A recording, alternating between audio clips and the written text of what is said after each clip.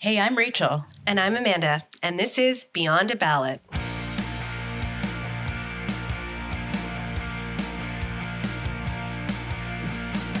Welcome to our introductory episode where you are going to get to know us as your hosts, our backgrounds, our lives, and quite obviously, our passion for politics.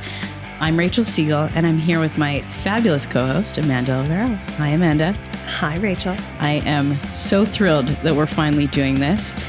You and I tried to do this a year ago, and I showed up at your office and said, surprise, I'm pregnant. It was a good surprise. It was a good surprise. And my daughter is absolutely delightful. But it definitely stalled us a little bit. But here we are a year later, and we are finally bringing this to fruition, the idea to have a podcast that just engages women, talks about politics the way that we do with some of our girlfriends, not all. Mm-hmm. And it couldn't be a better time. It's been a crazy summer. Yep. A lot of news. It's going to be a crazier fall. So I think it's a good time. I think it's a good time to be talking about politics, and hopefully there will be even more of our friends interested and engaged in what we have to say. Yeah, I feel like, I don't know about you, but whenever I'm with friends that have worked in politics, it's such a joy to have that outlet to be able to just, as I say on my Instagram all the time, dork out about certain legislative things and policy issues. But I think our goal here is really to try and move Canadian women towards that in a way that is kind of like an educational component as opposed to dorking out on policy issues, which is what you kind of hear from most podcasts. Yeah. And I think that it was funny. I was talking to some friends about it, and I realized that my brilliant, educated, interested, engaged friends and I very rarely talk about politics. Of all the topics that we talk about, politics is just not one of them. It's almost like that, old saying, leave religion and politics out of it, still is prevalent today. So I'm hoping that through this, we can start to invite more women in. Let's have those conversations. Let's spark the debates. We don't have to be afraid of them. Mm-hmm. But also let's make it easier. Let's take away some of the, the barriers in the language that make it almost impossible for people to get involved because either it feels too scary or it feels like you're so far behind. There's so much to learn that you couldn't possibly have that conversation. Let's break it down and make it easy. Yeah, I think you and I are both just tired of the division in politics. Totally. As we're going to talk about, our backgrounds are polar opposite when it comes to partisan politics. But I think now's the time that we need to be having these conversations more than ever, and leaving that partisanship, that division at the door is so key to making sure more people can get involved in them, in these conversations. Definitely. Okay. So here we're taping our first episode of Beyond a Ballot, and I feel like we really need to get our listeners to understand why it is that you and I are the ones who should be babbling about politics. So why don't you start and tell us, go from the beginning. Who are you? Who is Amanda Alvaro? Such a big question. Okay, well, let's go back. Why did I get involved in politics? I grew up in London, Ontario. Mm-hmm. Shout out to any London listener out there. I think few people know that about you. Maybe not. You're very much a Torontonian at this point, and so it's nice to hear that you have 905 roots. 519. 519. 519 roots. My Vancouver roots are showing. Lived in Toronto a long, long time, but grew up in London. And I was raised by a family that had zero interest or involvement in politics. To be honest, I'm not sure that my parents voted very frequently in any election. Wow. So it wasn't a part of our lives. It wasn't a part of our dinner table conversations. So it's kind of a mystery how I became interested in the first place, save for being on student council for a year in high school, which may have sparked the initial interest. But I started on my first campaign, like a city councillor campaign in London. And actually the first three councillors, or the first three candidates that I ever worked for, were women. That's pretty awesome. It was pretty awesome, given that this was quite a long time ago. You don't have to share the year. I won't. But The other interesting part of that is because I didn't grow up in a political family, and because the first three candidates that I worked for were at the municipal level, I really wasn't introduced to partisan politics. There was a very multi-partisan approach to politics because these people were running for mayor of a city or city councilor of a ward. And so the first time I ever was introduced really to partisan politics was post one of those campaigns where a position opened up as Dalton McGuinty became the Premier of Ontario. Yeah. And there were all kinds of roles available. And I got my first job out of university as a press secretary for then Education Minister Gerard Kennedy. And I kind of accidentally became a Liberal. Oh my gosh. You never sat down and said, Dalton McGuinty has this policy and I love it, so I'm going to go work for him. Wasn't part of it? Not really, but I feel like I worked on Barbara Hall's campaign for mayor. This is like such a throwback. I worked on Barbara Hall's campaign for mayor in 2002, 2003. And as we were developing the kind of policies that we were going to put front and center Torontonians, a lot of those were aligned with the Liberal values that I more naturally found myself moving toward. So as I looked at this potential job opportunity at Queen's Park, I also knew that it was the party that that I felt like I was most recognized by, that I felt like I could associate with the policies. And at that time, it was really education focused. And that was a really important consideration for me. I think it's a question I get most is how do I know what political party I should be part of? And I completely agree with you. And I kind of have a similar story in how I got involved in politics. But I think the issues are what drive us to where we land in terms of partisanship, especially in Canada. Totally. And so you're saying education was a big one for you. I know people that are, up in arms over, decisions governments make on foreign affairs and immigration and those types of things because of their lived experience and what they've gone through with their family and so on and so forth.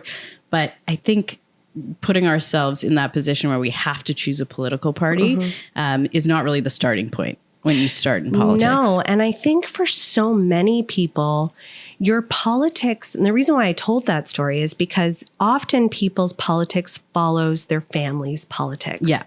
So you find yourself, you become part of that party naturally because it's part of your family or you're talking about it around the dinner table. I don't know a lot of people who sat down and put, the policies of all of the parties in front of them, took a deep dive and then made a decision. That's not necessarily the way it works. I think that you get there over time as you become more acquainted with politics and you learn more. And certainly when you go out to cast a vote, I think people then, turn on their radar and they're like, okay, I want to understand more where these parties stand for. But often for people when they're first getting involved in politics, it's slightly more accidental than that. 100%. And I'll just share my story that is completely accidental in that I met, so I grew up in Vancouver, obviously I referenced that already, and currently live in Vancouver, spent a long time in Ontario. And that was because I randomly met a federal cabinet minister at the time who went on to be the Premier of Alberta, Jason Kenney, no longer the Premier of Alberta, no longer in politics, shockingly. But I met him at a conference and he said to me, I have this project I'm working on. Do you want to come and work for me? I knew nothing about politics. I couldn't tell you how the prime minister was elected. I thought this guy was like pretty nice for offering me a job. Couldn't have picked him out of a crowd. And ultimately I took the job and I packed up my stuff in Vancouver and flew to Ottawa for what I thought was a 6-month contract, yada, yada. 6 years later, spent a long time on Parliament Hill, but it was accidental. At no point did I sit down and say, this is what I want to do. This is the party that I'm following. I mean, I think if I had gone to Ottawa and I had felt that I was misaligned to what Minister Kenney at the time or the Harper government at the time was doing, I probably would have, left. But I found myself aligning on economic issues and, the economy crashed at that point. And we had Canada's Economic Action Plan. If you have said that 1,000 times. You worked in Ottawa during that time period. But we should play that game actually. Yeah. Where we say things like common sense revolution. Yeah, exactly. And you're like Harris. Exactly. That's right. Oh, I love that. I'm actually going to do that. We're going to put that on. We could play that. Yeah. It's like trivia for each other. And so, it's the same thing. I accidentally ended up in this political world. My degree in university was American politics because it was Barack Obama was rising at the time in the US and he wasn't president yet. But I remember that being such an exciting time in the US and the first digital campaign was coming out with Obama and studying like the way they use text messaging. So having this context of Canadian politics was like so out of my realm, and I just took a leap of faith and went and did it, and the rest is history. But let's go back to you and talk about, you worked on municipal campaigns, you got into politics. Who are you outside of politics? That's what I think people want to know as well. Like, you're a mom of 3. You live in Toronto now. I do. So present day me is a mom of 3. I have twin girls who are 6. I have a 9-year-old son who's an avid go-kart racer of all things. That is just crazy. So crazy. I have a husband who's a closet or not so closet conservative. So we're going to have to get him on the podcast. Totally. So we can talk about what it's like to have different political views and how we manage that over our own dinner table conversations. That's a good one. And I run 2 agencies. So 2 communications agencies, Pomp and Circumstance and Bonus Track. I've been a CBC political commentator for over a decade. That's crazy. Isn't that crazy? Wow. It's been so long. And then, when I'm not taking like long walks on the beach, that's what I feel like I should say next. I'm active. I travel a lot. I do yoga. I'm the recent owner of a Pilates reformer that I haven't quite used yet. But in your house? In my house. Oh my goodness. And for all the pickleballers out there. Oh, you're a pickleballer. I just picked up a racket. So I don't even know what pickleball is. So if somebody does, Rachel, they should write in. We gotta play pickleball. That's good. We're gonna tape the podcast on the pickleball court. Totally. Could you imagine? Okay. Well, I guess I should throw in why you should listen to me now. Definitely. Amanda, I think the beauty of you is that you have such a zest for life and such a diversified life. And so politics is a part of that. It's not the only thing that you're into. And I think that that's such an important message that, we as Canadian women have such diverse lives and children, jobs, businesses all encompass those lives, and politics plays a role in so much of it. For sure. And so I think that as we go through it with this season of the podcast, a lot of what you're going to offer to our listeners is that perspective of being a mom, being a business owner, being a political, what do we want to call ourselves? I don't want to say dork again. I mean, but we are a little. It's okay. Political nerd. Maybe. Nerd's a little nicer. It's okay. We'll just own it. Oh, yeah. We're political nerds. You heard that first. So for me, I am from Vancouver. I grew up in a family where we were divided politically. My dad had CNN on every single day of his life. He was a doctor, a surgeon. But I think he really missed his true calling in politics. Oh, wow. Loved it. My sister has always leaned more to the left than our family. We used to walk to the polls without her. We would just go and vote, and she was on her own, but she always voted. From a young age, my dad had all daughters, and I don't know if that played into it, but it was very important in my household that we voted. And it was always like a big thing growing up, even before I was 18, going to the polls with my parents. And then we'd go out for dinner. We'd talk about the campaign. So I come by it honestly. I love that. My mom worked as a bureaucrat, as a federal bureaucrat for 30 years. So there was a lot of liberal talk in my family. But like you said, I think you start to, through conversations over your dinner table, evolve what you're thinking in terms of policies. And I think ultimately my mom went more aligned with the conservatives. I'm not totally sold she's a conservative. She's going to kill me for saying this. But, you know, she loved Trudeau Sr. When I remember very clearly when he died, she cried for 3 days. Wow. And when Justin lived when Prime Minister Trudeau lived in Vancouver, she used to stop him on the street and tell him about his father, to the point where I'm pretty sure he would avoid her if he saw her.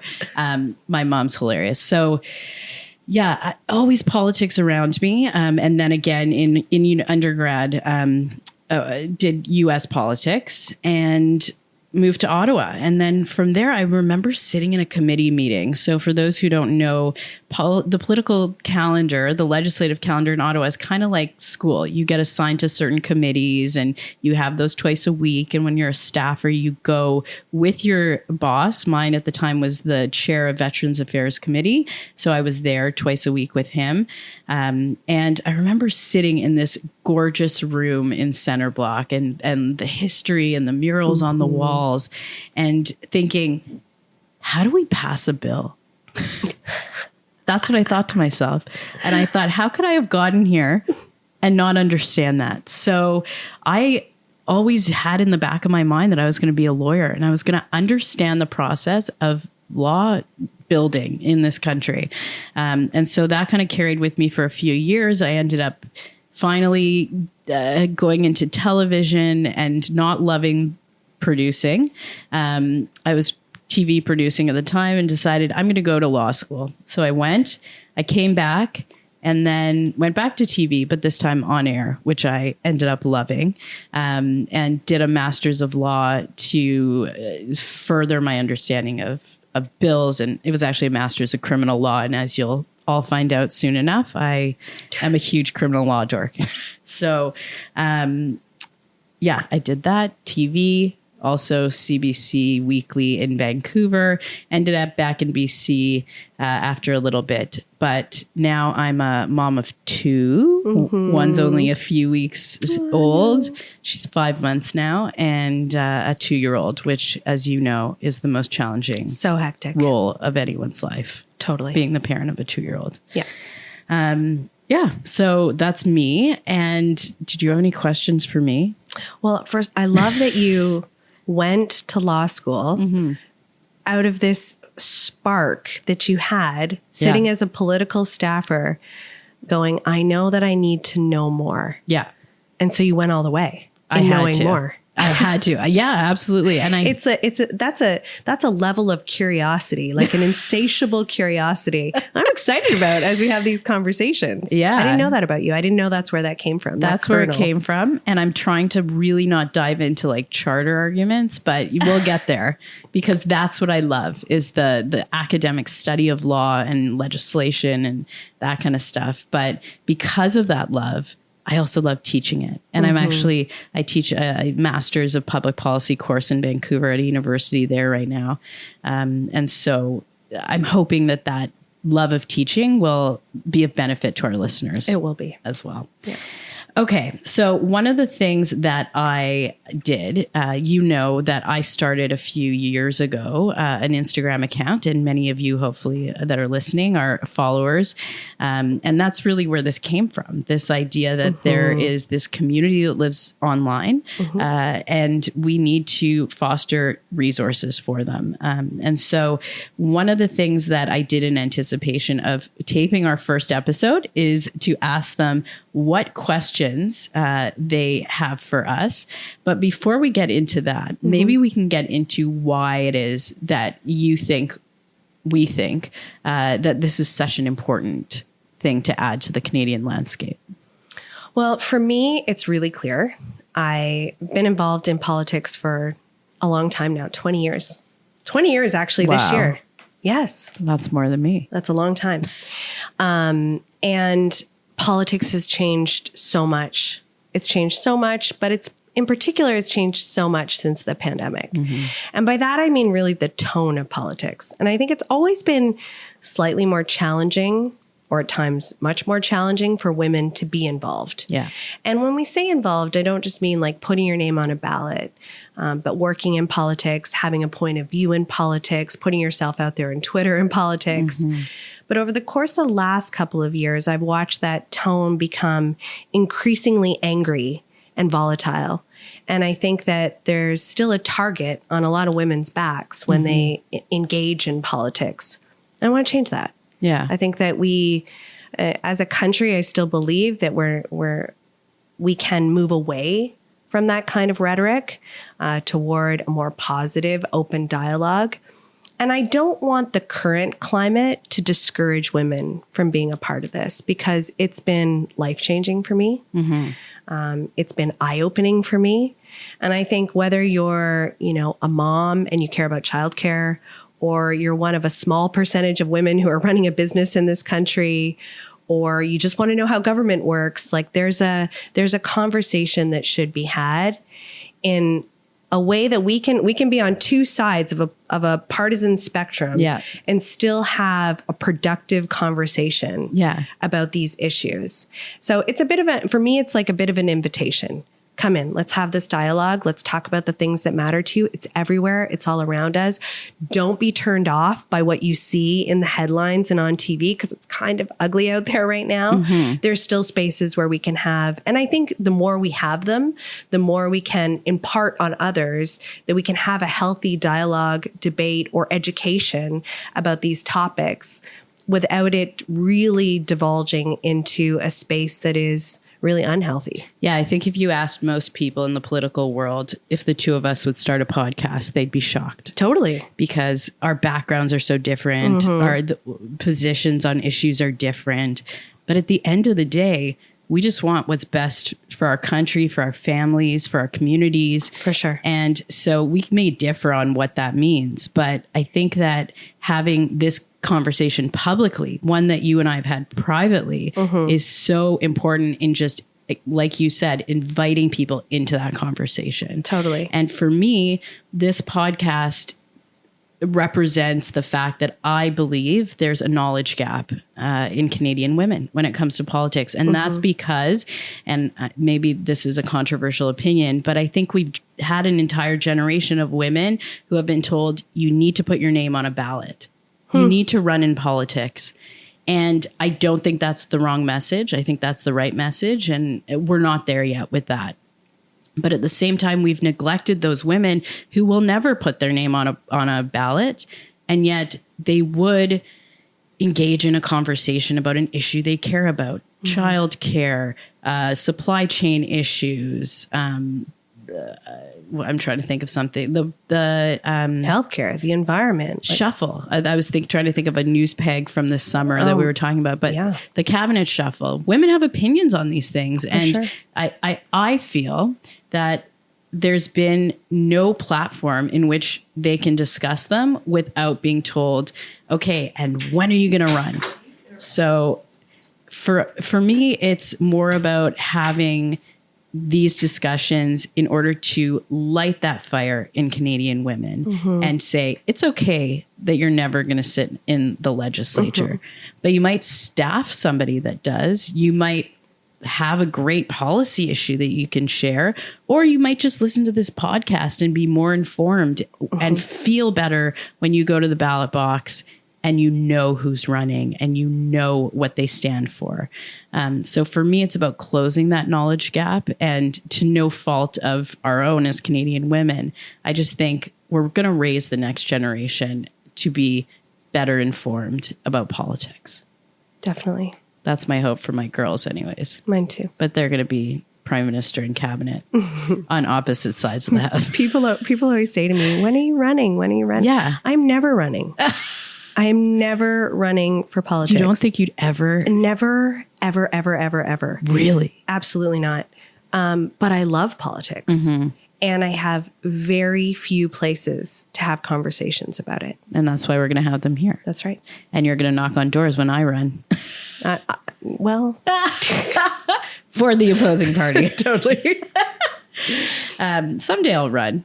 I think mainly because I'm interested in I've been everything on a campaign except the candidate. Imagine being the candidate. Yeah, you got to do it. Yeah, it's very, as like strategists in the back, where it's a whole different world being the front person. For sure. So I'll let you know how that is. Okay, let's dive into some of the questions that some of my followers sent to us. The first one, my followers are the smartest people I've ever met. I don't even know how they come up with these questions. How do I go about representing a political party in an election, federally or provincially? Do you want to start that one? Okay, so this goes back to our original conversation, right? Figure out the party that you are most aligned with. Mm-hmm. And I always say that values first. Policy will follow. Yeah. But find the party that most aligns with your values, the things that you hold most dear. And that's a good point. You say most aligns, because I think people look at party platforms and they say, oh, I really love this policy. Mm-hmm. This one doesn't align with me, so maybe I'm not part of this party. Totally. And I also think people, like a very first initial step is understanding what things matter and at what levels of government they're represented. That's a great point. Right? Mm-hmm. Maybe education is the thing that you really, really, really stand. Well, you want to be at the provincial level then. Yeah. You know, maybe your roads matter the most to you, or garbage, mm-hmm. or, you know, and so you want to deal at the municipal level, or maybe the thing that's critical to you is, I don't know, Veterans Affairs, or I don't know, foreign interference, which I'm sure we'll talk a lot about. Oh yeah. And there are more macro issues, and so I think that understanding what levels of government represent the issues that are critically important to you is a good place to start. Knowing the values of each of those parties and how they align with your own and the policies that fall under them is another good place to start. And then you have to be a part of that party. Mm-hmm. And there's a whole process involved with getting involved in a party apparatus. And sometimes people's first way into a party is actually running for it. Yeah. I think people are surprised by that. Like, I have to be a volunteer for years and years. No, there are people whose first, foray into party politics is actually putting their name on the ballot. And there's others who will never. Bless those people, because that is not easy. No. It's a great way to learn the system really mm-hmm. quickly. But typically, when I get this question, I always say the same thing. Figure out your level of politics you're most interested in. Sometimes that's provincial and federal. Mm-hmm. But what are those issues that you really care about? Mm-hmm. Who deals with them? And then who's the party that you most align with? Exactly what you said. From there, you don't have to put your name on a ballot right away to get involved. There's so many opportunities. I mean, politics is all about community, the mm-hmm. whole, representing a community, building a community. And there's so many ways to engage with these political communities. One being, joining your local electoral district association if you're looking federally, or supporting a candidate that is running. A lot of times we'll be mm-hmm. far from an election. For example, Vancouver just had our municipal elections this past year. I guess it's a year ago now. Wow. Mm-hmm. Time flies when you have a baby. In Toronto just a few weeks ago. That's right. The new mayor. Mm-hmm. So, looking to people that maybe in a couple of years might be running and helping them with their campaigns is a great, if you really believe in a candidate or a person, is a great way to get involved. But then also, the more traditional routes, getting involved with those EDAs or the actual party apparatuses. Rachel, what is an EDA? Electoral District Association. Thank you. I said it. Oh, you did. You did say it, actually. I'm an educator by nature. So going from there, just getting involved and meeting people, even mm-hmm. having a coffee with somebody who's involved themselves and hearing about their suggestions in your local communities is a great way to start. It's funny. It's actually so good that you said the word community, mm-hmm. because I think that, if you're looking to be a part of something, there are so many roles in politics, so many volunteer roles in politics at the riding association level, at the party level. And there's interesting ways being involved in, picnics and rallies in the summer, door knocking at election time, making phone calls. But there's also, there's an entire community that forms out of these volunteer roles that's really fun. Like Oh, it's an yeah. enjoyable, exciting way to get to know people as well, and people who are like-minded, who have similar views. I don't know about you, but I'm finding that a lot of the people that I started volunteering with Mm-hmm. years and years ago, worked on campaigns and nominations, are now the people being elected. Totally. And it's crazy because you become such good friends. And the Yes. next thing you know, all those people Yes. are the ones themselves being elected. So that community lives on. And Absolutely. politics is some of the strongest bonds. Anything else we're missing about representing a party? Nominations. Oh, this is just, well, someday we're going to do a whole thing on nominations because a big issue with women putting their name on a ballot is actually running for nominations and getting deterred from that. So a nomination is when there's a contested riding. So let's say, what's a safe seat for the Liberals? What's Trudeau's seat? Don't even. Okay, fine. I don't think we should use any take seats. an NDP seat. Okay, let's say there's a seat and it's a safe seat for the NDP, and there's two people that want to run for the NDP for that seat, meaning that they will become the member of parliament. Then there's an internal race. So it's kind of like a mini election internally. And nominations are really hard because you're running basically against your own family.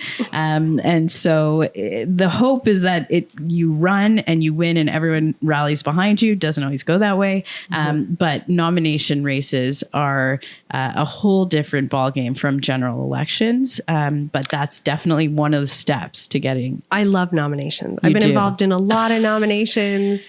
I love them. I think of them exactly the way you described, like little mini elections, little mini campaigns. Yeah. I think it's a really smart way to get involved, especially if it's in your local riding, because it's a great way to get to know that community, exactly. the candidates, because those individuals who may not become the candidate are still very much involved in the party. Yeah, absolutely. So you're creating a network within the party that you'll take with you as you move forward with that party. Yeah, it's long-term relationships, I think, is the theme. For sure. here. It's like the first step in PR. Now I run a PR firm, so I can say that honestly. I wouldn't know. I'm the worst PR person in the world.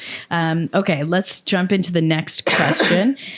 When do you think the next federal election will be? This I is think everyone's this is favorite question. the $1 million question. Yeah, totally. It's like our Super Bowl, right? Yeah. The elections. And it's also like the gambling that goes on beforehand. Totally. We'd be billionaires if we could. If we could predict. Oh, yeah. I'm going to throw out my answer then. Okay, go. As part of the opposition party. So I have no insight to anything. I'm going to say I might be banking on a fall election this year. I think that's so crazy. I don't think it is. I know. A lot of people agree with you, but I still think 2024. So for those that don't know, we have prescribed election laws. Prime Minister Harper changed the rules. So in Canada, we used to not, and now we do. It's every 4 years. I think it's the second Tuesday in October that legally we're supposed to have an election. We had our last one in 2020 or 2020. Was it 2021? 2021. Amanda has a cold, so that's like, excuse me. She's choking her. 2021. So 2025 is our next prescribed date. We haven't been following them really in the last little while. 2021 was early. And so I can't see a world where the prime minister is going to go the whole time. I really don't. No, and I don't either. I just don't think that it happens that in early. 2 months. No. I can't see that. We had a cabinet shuffle a couple of months ago. Okay, fine. You've kind of convinced me. Maybe spring 2024. I think that there's a few things. And, so you'll hear a lot of commentators talk about What are the things that need to be in place in order for an election to be called, right? And I think that there's some things that make it very difficult for the government to go to election right now. The economic climate, the fact that interest rates are high, inflation is still stubborn, coming down, but stubborn. I think that we just had a cabinet shuffle. There was a lot that was put on pause after the spring session, waiting for the fall session. So there's still a lot to be done. I do think that a cabinet shuffle will signal that they're getting ready. Yeah. Because I think it's a good way to put some of your best communicators on the front line. And that's so important for an election. Yeah. I think we'll see some of that, but I still think that they're in getting ready mode. I think for me, and I was there at the end, towards the end of the Harper government, and the Trudeau government's been there now for 8 years? And that's a long lifespan for a government to live. And so this is kind of that turning point of, will the prime minister run for re-election? Will his cabinet? And he said he will. He said he will. We'll see if he does. We'll see. But it's that point in a government's life now at the 8-year mark where it's kind of like, what's the roadmap here? Who's our next leader, regardless of whether or not he runs? And because he's been leader now for, I think, 10 years. Yes. Yeah. So that's a long time. And that's, applause to him for sticking around for so long. It's not an easy job. But for me, the big question is, what's left to do, and what's the policy issue the election would go on at this point? I don't think that the government has framed that yet. No, I agree. And I think so that it becomes a perfect time in some ways for the opposition, right? It's a perfect storm for the reasons that I've just mentioned, the economy, the inflation and interest rates, and the squeeze that people are feeling, affordability issues, really housing, things that matter to so many people, and how expensive it is in your grocery store aisles. All of those are very good messages for the opposition party. But do people know who Poilievre is? Well, I think, just to pat him on the back too, and not to get too far in the weeds here, but he's a phenomenal communicator. Always has been. He's been there for a long time. Most people don't realize he was very young. He was in his 20s when he was first elected. And he was a political staffer before then. So he's been around forever. On the economic issues, he's doing a phenomenal job of getting Canadians to really understand that he is, framing that message of being this champion against inflation, against unaffordability, etc. So, sorry. We both have colds. So, yeah, I mean, will it be in October? I don't know. I don't think so. We will see. We will see. Is losing government like as a staffer? Have you been in government when we sure lost? Have not. You're a winner. You're a winner. I've lost nominations. I've lost leadership races, painful losses in leadership races. Oh, yes. But I haven't been a part of losing. Well, that's not true. I wasn't a staffer when Kathleen Wynne lost the provincial election. So no, I have not been a staffer when the government has gone under. Have you? Oh, yes. Okay. Oh, yes. Tell us. I just worked on the Mayor of Vancouver's campaign for about a year. That's right. So I'll start with my biggest win. You'll remember we swept this past year at Vancouver City Hall. But that was my career high. So now I'm going to retire from campaigning because previous to that, I've had some extreme losses, including other municipal campaigns, leadership races. I will say the provincial race in BC in 2020 was a real heartbreak for me, working with the BC Liberals, now BC United. And I think we went down to there's 87 seats in the legislature. We had 70 something. Is that possible? No, we had 42 seats. We went down to 29. That's what I'm thinking. That's not the worst. It's pretty bad. I mean, it's bad, but it's not the worst. I also feel like provincial politics is very local and you really get to know people. Yeah. And so when we lost all of those amazing people, I mean, some really extraordinary MLAs, I felt that one. I can feel it from you. Yeah. I think I'm not over it yet. No, it's okay. I thought that maybe the big municipal win would help me, but No. I'm still not over 2020. Federally, 2015, I mean, I did work on that campaign also. But again, just going back to the lifespan of a government, we had more on the line in 2015. We'd been in government since... And that was the Harper government. The Harper government, yeah. 2006, Harper government went in. 2015, we went out and the Trudeau government came in. But I think, that was a hard-fought campaign. And it was... That was a remarkable campaign to be a part of. That was my favorite campaign. I mean, yeah, for obviously. you, that's how I felt in 2011. I kept saying to everybody, I have an electoral hangover the next day in 2011 when we got the majority. Yes. And a strong, stable, what was our line? Strong, stable national majority government is what we kept saying. There's another tagline for our game. And that feeling of winning is incredible, but which would have been a nicer question. But to answer the question, losing as a staffer. How does losing feel? It feels terrible. Yeah. And as a staffer, these people aren't politicians to you. They're your friends, to be honest. Like really, when you lose good people that are part of your political family that you work with every day, it's like your coworkers getting fired by the electorate. That's tough. That's tough. It is tough. So we'll just focus on winning from now on. Okay. Yeah. Both sides. Okay. And then finally, I'm politically interested, but not involved. I'm a mom and a full-time lawyer. How do I get involved? Oh, I love this. I love you. Get involved. Hang out with us. Totally. Woo! I think this is something that I get a lot on my Instagram account, is women that are like, thank you for finally bringing this to somewhere that I can see it because, we're both moms. I know for me, I don't have time to even wash my hair often because I'm so busy juggling my job and my kids and my life. And thank God I'm so committed to the political world, or I wouldn't really have time. I would put that on the back burner. But I think that's what we're trying to do here is make it more accessible. And she asked, how do I get involved? Hang out with us, listen to the podcast. I'm going to do a plug for Beyond a Ballot.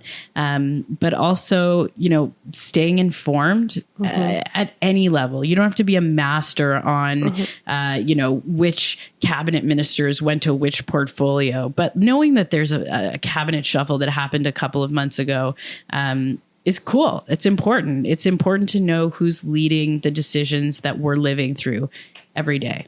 Yeah. And I think, we talked a little bit about what it means to be a volunteer at the local level.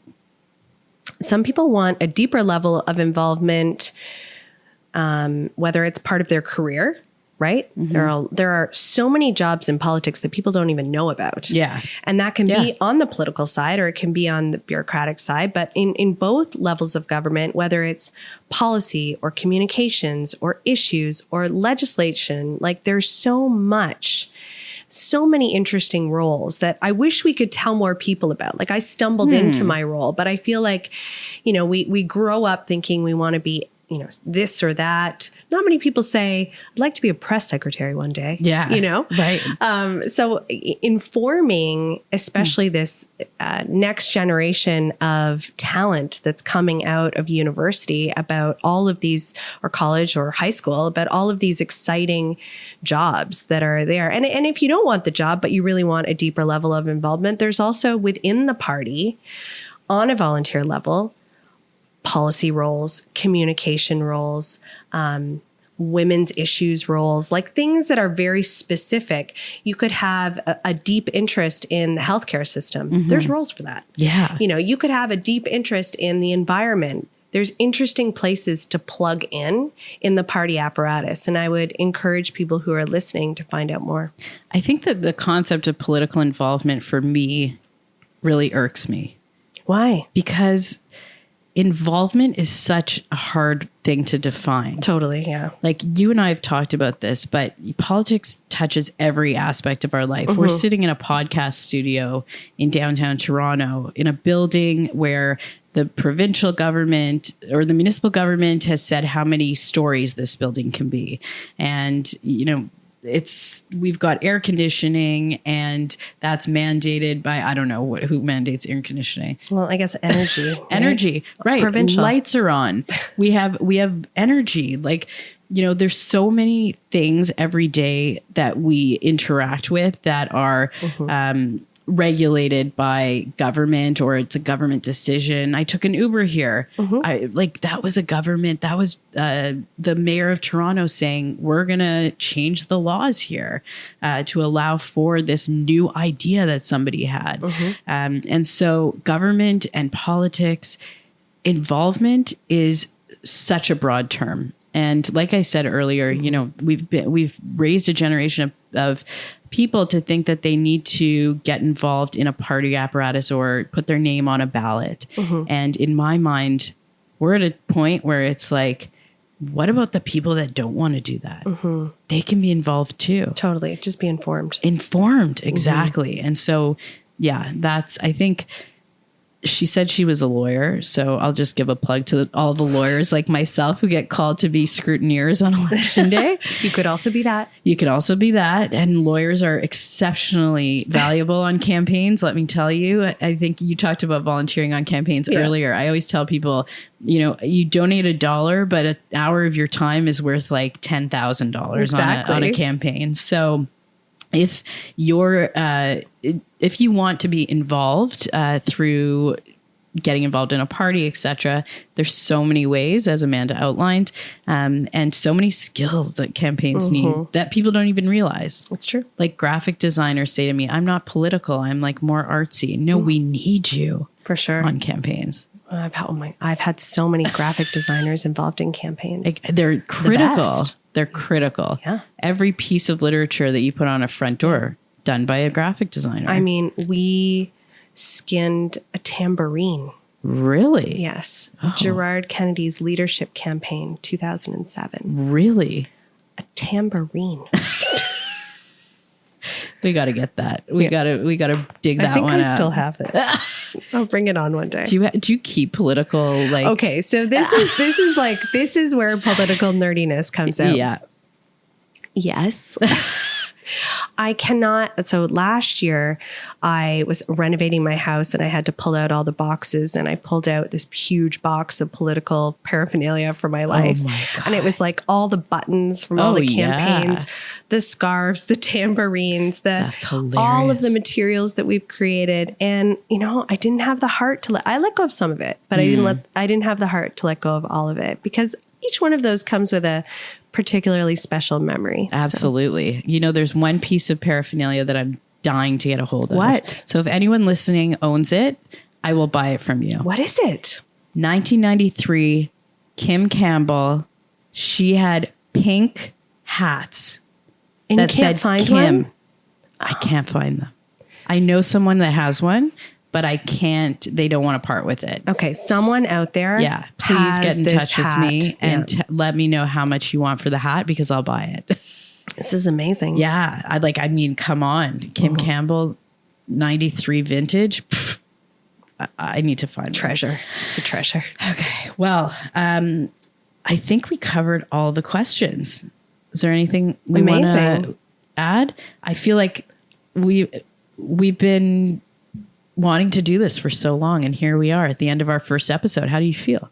I feel excited. Yeah. I feel like, I think I never felt apprehensive, because, you know, both of us talk on TV a lot about these issues, but I feel excited to invite people in. Absolutely. Instead of talking through a television screen, it's like, join us and give us your questions. And no question is, you know, too hard or too silly or too daunting. Like, give it to us. We're excited to have this conversation with you. And that's a good segue for me to remind people that you can be in touch with us on Instagram, Facebook. We're all over the internet. You know where to find us. And being our first episode, it would be great to get your feedback. So if anyone wants to write in and let us know what you thought about it and what you're expecting for the rest of the season, we're always looking for different ideas. I will tell you, you'll be hearing a lot of Amanda and I talking about things that are going on. You can expect over the next few weeks that we are going to be introducing the big news pegs that you are listening to generally, but just breaking them down and talking about them a little bit. And also talking to some amazing women. And some amazing We're going to invite them in, right? We're going to have chats. We sure are. And it's not who you expect. No. I think there's going to be a lot of surprises this season. Mm-hmm. So make sure that you subscribe to the podcast. But that's it. That's our first episode. And with Parliament back in session on Monday, which is crazy. I can't believe how fast the summer went. Get ready for the fireworks. Ooh, our next week's episode is going to be quite interesting. And we'll be chatting all things House of Commons next Friday. And we hope that you'll join us then. Thank you for listening. Don't forget to subscribe once again. And we'll be back with you next week. Thanks, Amanda. Thank you.